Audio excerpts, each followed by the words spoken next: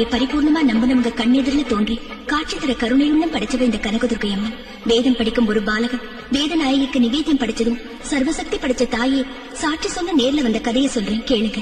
ஓம் ஸ்ரீ கனகதுர்கை தேவியே நமக. நான் ஆத்து வரைக்கும் போயிட்டு வந்துறேன். சீக்கிரம் நைவேத்தியம் பண்ணு. தர்மகர்த்தா வீட்டுக்கு பிரசாதம் கொடுக்கணும். நான் வேத பாடசாலைக்கு போகணும்.